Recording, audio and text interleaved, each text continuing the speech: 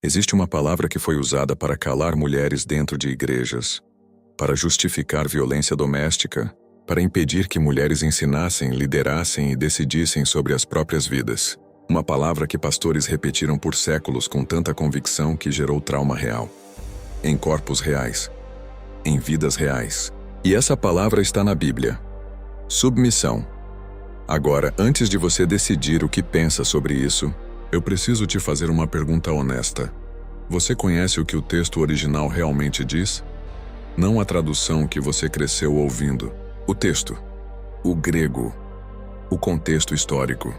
A situação específica para a qual Paulo estava escrevendo. Porque existe uma versão dessa palavra que foi usada como corrente. E existe uma outra versão que, quando você lê sem o filtro do poder, aponta para algo completamente diferente do que te ensinaram.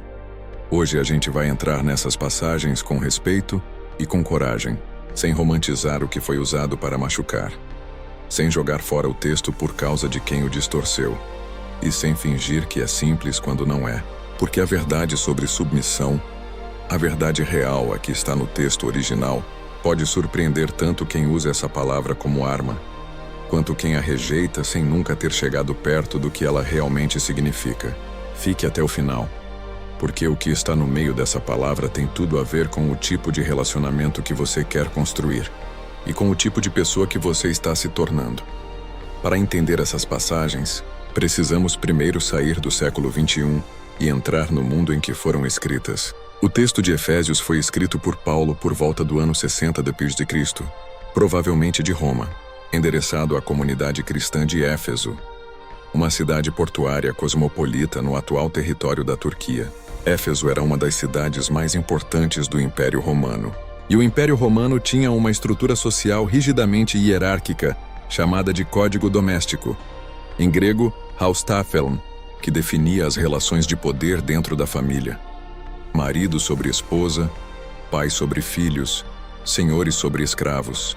Paulo usa esse código como estrutura, mas faz algo que era radicalmente subversivo para o seu tempo.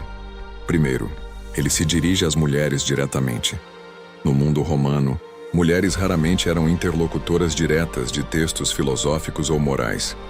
Elas eram objeto de instrução, não destinatárias dela.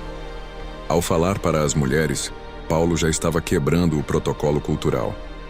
Segundo, e isso é fundamental, ele coloca na instrução ao marido uma exigência que inverte completamente a lógica do poder. Maridos, amai vossas mulheres, como Cristo amou a igreja e se entregou por ela. Efésios 5:25.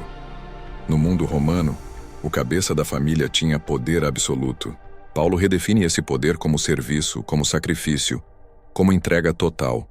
A carta de 1 Timóteo é ainda mais contextualizada. Há um consenso crescente entre os estudiosos bíblicos, incluindo os mais conservadores, de que essa carta foi escrita para endereçar um problema específico: mulheres em Éfeso que, recém-chegadas à fé cristã e sem formação teológica, estavam ensinando doutrinas problemáticas, possivelmente influenciadas pelo culto a Ártemis, onde a mitologia local dizia que a mulher foi criada antes do homem e tinha primazia espiritual. Paulo corrige esse erro específico, em um contexto específico, para um grupo específico de mulheres. E a palavra grega central nessas passagens, traduzida como submissão, é upotasso. Ela não significa obediência cega. Ela vem do vocabulário militar e significa, literalmente, ordenar-se sob uma escolha voluntária de posicionamento dentro de uma estrutura, não uma sujeição forçada. É diferente de hupaku, que significa obedecer por obrigação como servo ou escravo. Paulo usou o upotasso. Essa distinção importa mais do que a maioria das pregações já reconheceu. Vamos entrar nos símbolos, porque há camadas nessas passagens que a leitura literal apaga. O cabeça como símbolo de responsabilidade, não de poder. Em toda a estrutura simbólica do corpo humano na linguagem bíblica, especialmente nas cartas de Paulo, a cabeça não é o órgão do controle, é o órgão da orientação e da vida. Paulo usa a metáfora do corpo humano com frequência. Cada parte tem uma função. Nenhuma é mais valiosa do que a outra, e quando uma parte sofre, o corpo todo sofre. Quando ele diz que o marido é cabeça da mulher como Cristo é cabeça da igreja, ele está apontando para um modelo específico de liderança, o de Cristo. E Cristo, no modelo paulino, não liderou com autoridade imposta. Liderou com serviço radical, com lavagem de pés, com entrega da própria vida. Ser cabeça nesse sentido não é ter o direito de decidir pelo outro. É ter a responsabilidade de cuidar do outro como cuida de si mesmo. Paulo escreve: assim também os maridos devem amar as suas mulheres como aos seus próprios corpos. Efésios 5:28. Isso não é hierarquia de valor, é interdependência total. O corpo não domina a si mesmo. O corpo funciona junto. A submissão como símbolo de escolha mútua. Aqui está o ponto que quase sempre é apagado nas pregações sobre esse texto. O versículo que precede imediatamente o mulheres sede submissas é o versículo 21 de Efésios. Submetendo-vos uns aos outros no temor de Deus. Uns aos outros. Todos. Homens e mulheres. Isso é fundamental. A instrução de submissão mútua vem primeiro e inclui todos. A instrução específica para as mulheres é uma aplicação de um princípio maior que se aplica a toda a comunidade cristã em todos os relacionamentos.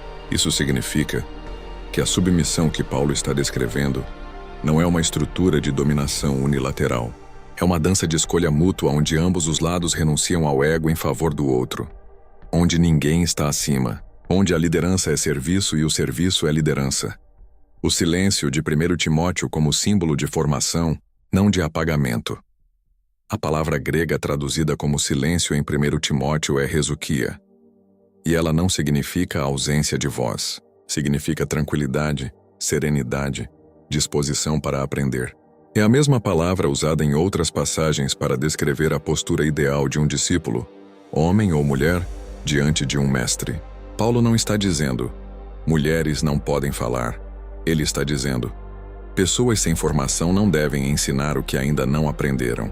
E isso se aplica igualmente a homens sem preparo. A restrição não é de gênero, é de maturidade e discernimento. O problema histórico é que a igreja usou esse versículo para impedir que mulheres recebessem formação teológica, e depois usou a falta de formação como justificativa para impedi-las de liderar. Um círculo vicioso criado pela própria instituição, atribuído ao texto. Eva como símbolo da humanidade vulnerável à ilusão. Paulo menciona que Eva foi enganada, em 1 Timóteo 2,14, como parte do argumento sobre formação. Mas o que essa menção significa simbolicamente? Eva, no imaginário bíblico, representa a parte da humanidade que é seduzida pela aparência de sabedoria antes de ter base para discernir o que é real. O engano de Eva não é um argumento sobre inferioridade feminina. É um argumento sobre o perigo de ensinar antes de aprender. E esse perigo é humano, não é feminino. A ironia profunda é que Adão também estava presente no momento da queda, e não disse nada. O texto de Gênesis deixa isso claro. E Paulo, em Romanos 5,12, atribui a entrada do pecado no mundo a Adão, não a Eva. O argumento de 1 Timóteo não é uma condenação da mulher.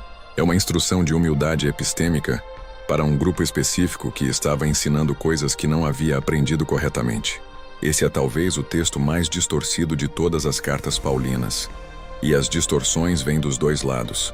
A primeira distorção, a mais devastadora, é que esse texto justifica a subordinação permanente e universal das mulheres aos homens, em todos os contextos. Essa leitura ignora o contexto histórico. Ignora o versículo 21 de Efésios 5, que precede a instrução às mulheres. Ignora a distinção entre upotasso e rupakoô. E ignora o fato de que em outras cartas Paulo celebra mulheres em posições de liderança. Febe é chamada de diaconissa em Romanos 16:1. Júnia é chamada de apóstola em Romanos 16:7. Priscila ensina Apolo em Atos 18:26. Nenhuma dessas mulheres está em silêncio. A segunda distorção, igualmente problemática, é que esse texto é simplesmente fruto do machismo de Paulo e deve ser descartado. Essa leitura também falha.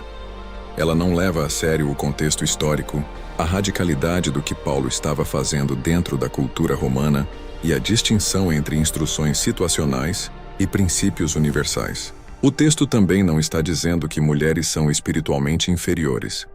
Paulo escreve em Gálatas 3:28, não há judeu Nem grego, não há escravo nem livre, não há homem nem mulher, porque todos vós sois um em Cristo Jesus. Essa é a declaração de equivalência espiritual mais radical do mundo antigo. E ela está na mesma coleção de cartas. E talvez o erro mais perigoso de todos. O texto não está dizendo que a submissão é uma virtude quando exercida sob coerção. A upotasso é, por definição, uma escolha. Uma submissão imposta não é upotasso, é violência. E usar esse texto para justificar violência doméstica é uma das distorções mais cruéis da história da interpretação bíblica. Agora vamos trazer isso para a vida real, para os relacionamentos reais, para as igrejas reais, para as decisões reais que pessoas tomam a partir dessas palavras. A primeira coisa que esse texto diz para hoje, quando lido com honestidade, é que nenhum relacionamento saudável é construído sobre dominação, nem sobre obediência cega. O modelo que Paulo descreve quando você limpa as distorções é o de dois seres humanos que escolhem, voluntariamente, se colocar a serviço um do outro. Isso não é hierarquia, isso é aliança. E aliança pressupõe igualdade de dignidade. Pressupõe que os dois lados têm voz, que os dois lados têm escolha, que o amor, e não o medo, é o motor da entrega. A segunda coisa que esse texto diz é que liderança não é privilégio. Liderança é responsabilidade. Se há homens que leram "o marido é cabeça" e usaram isso para justificar controle, para impor decisões, para silenciar a companheira, eles distorceram o texto. O modelo que Paulo propõe é o de Cristo, que lavou os pés dos discípulos, não o de um senhor que exige ser servido. Um homem que diz "eu sou o cabeça", mas não serve, não escuta. Não sacrifica seus próprios interesses pelo bem da família. Não está vivendo o texto. Está usando o texto como fantasia de poder. A terceira coisa é sobre as igrejas, e é a mais incômoda. Por séculos, comunidades de fé usaram 1 Timóteo 2 para impedir que mulheres ensinassem, pregassem e liderassem. E ao fazer isso, impediram que mulheres recebessem formação teológica. Depois usaram a falta de formação como justificativa para a proibição de liderança. E chamaram esse círculo vicioso de ordem bíblica. Se o argumento de Paulo em 1 Timóteo é sobre formação, e há razões sólidas para acreditar que é, então a conclusão lógica é o oposto do que foi praticado historicamente. Forme as mulheres. Dê-lhes acesso ao texto, à teologia, à história. E então deixe que o discernimento da comunidade avalie quem tem dons para ensinar e liderar. Porque os dons do Espírito, Paulo também é claro sobre isso, não são distribuídos por gênero. A quarta coisa diz respeito à experiência pessoal.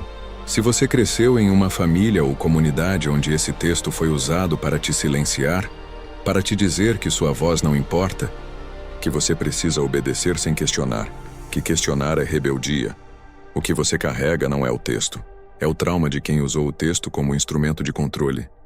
E reconhecer isso é importante, não para jogar fora a fé, mas para separar o que o texto diz do que foi feito com ele. Porque o mesmo Paulo que escreveu sobre submissão, também escreveu que o amor não se porta com indecência, não procura os seus próprios interesses, não se irrita, não suspeita mal. 1 Coríntios 13:5. Um amor que silencia, que controla, que apaga, que aterroriza, não é o amor que Paulo descreve. Não importa quantos versículos sejam citados para justificá-lo. A quinta coisa é para quem está construindo um relacionamento agora. A pergunta não é quem manda. A pergunta é como nós dois nos servimos mutuamente de forma que cada um se torne mais inteiro, mais livre, mais ele mesmo. Porque o objetivo do amor, seja qual for a forma que a comunidade de fé organiza suas relações, é sempre a inteireza do outro, não a submissão do outro, não o apagamento do outro, a florescência do outro. Qualquer estrutura de relacionamento que produza apagamento, seja de mulher, seja de homem, está errada, independentemente do texto que for usado para justificá-la. Deus não quer mulheres submissas no sentido em que essa frase foi entendida por séculos. O texto paulino, lido em sua totalidade e em seu contexto, aponta para algo radicalmente diferente. Seres humanos que escolhem, voluntariamente, se colocar a serviço uns dos outros, que lideram através do amor, não do medo, que se formam antes de ensinar, que respeitam a dignidade do outro como condição mínima de qualquer relacionamento que pretenda ser cristão. O problema nunca foi a submissão como escolha livre entre iguais. O problema foi a submissão como ferramenta de dominação, e essa distinção, pequena na aparência, enorme na consequência, destruiu vidas quando foi ignorada. Mulheres que foram silenciadas com esse texto merecem ouvir o que Paulo realmente escreveu, e o que ele nunca escreveu. Homens que usaram esse texto para dominar precisam ouvir o que Paulo realmente pediu deles: que amem como quem morre pelo outro. E comunidades que construíram estruturas de exclusão com essas palavras precisam ter a coragem de perguntar: isso aqui é ordem bíblica ou é poder disfarçado de teologia? A submissão que liberta é aquela que os dois escolhem. A que aprisiona é aquela que um impõe ao outro e chama de Deus. Esse texto não é sobre quem manda. Nunca foi. É sobre como dois seres humanos livres constroem juntos algo que nenhum dos dois construiria sozinho. E sobre o tipo de amor que torna isso possível.